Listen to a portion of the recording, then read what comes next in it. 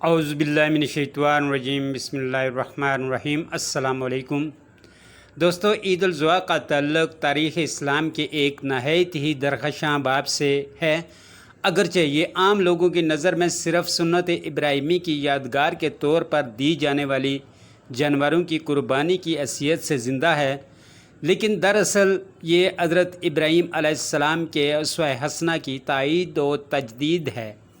حقیقت اسلامی اور شریعت انہی کی تعبیر اور تصویر ہے۔ خداوند قدوس کو اسلام کی جس حقیقت سے دنیا والوں کو روشناس کرانا مقصود تھا، اس کے لحاظ سے اگر کوئی زندگی اسوہ حسنہ ہو سکتی تھی تو وہ اولاً حضرت ابراہیم کی زندگی تھی، کیونکہ حضرت ابراہیم ہی اسلام کے پہلے داعی تھے۔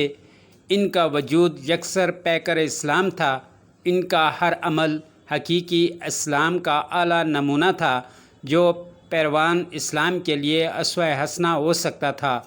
یہی وجہ ہے کہ اللہ تعالیٰ نے ان کی زندگی کے تمام اعمال ابد لا اباد تک محفوظ کر دیے ہیں اور ان کی داستان کو بقائے دوام حاصل ہو گئی ہے۔ ذی الحجہ کی 9 تاریخ سے ہی دنیا کے سامنے اسوات ابراہیم کی لازوال زندگی کا عجیب اور غریب منظر ہوتا ہے۔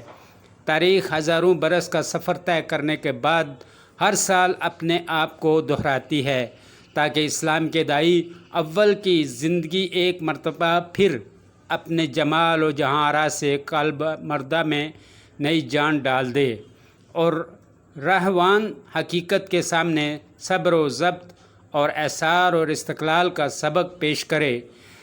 میدان حج میں ایک ہی طرح کے لباس میں ایک ہی سمت کے لیے دوڑنے والوں کی زبانوں سے اللہم لبیک کی صدائیں نکلتی ہیں، تو ان میں ہر صدا حضرت ابراہیم خلیل اللہ کی ہی صدا ہوتی ہے، جنہوں نے ہزاروں برس قبل اپنے دوست کی صدا یا ابدی کے جواب میں عاشقانہ اور والہانہ انداز میں لبیک کا نعرہ لگایا تھا۔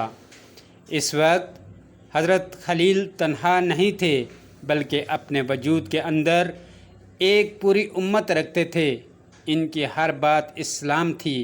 حقیقت اسلامی میں ان کا وجود خود اس طرح فنا ہو گیا تھا کہ خود ان کی کوئی ہستی باقی نہیں رہ گئی تھی، جبکہ آنکھ کھلتی ہی انہوں نے اپنے چاروں طرف بت پرستی کے مناظر دیکھے۔ شہروں اور بازاروں میں لوگوں کو بتوں کے آگے سجدہ ریز پایا۔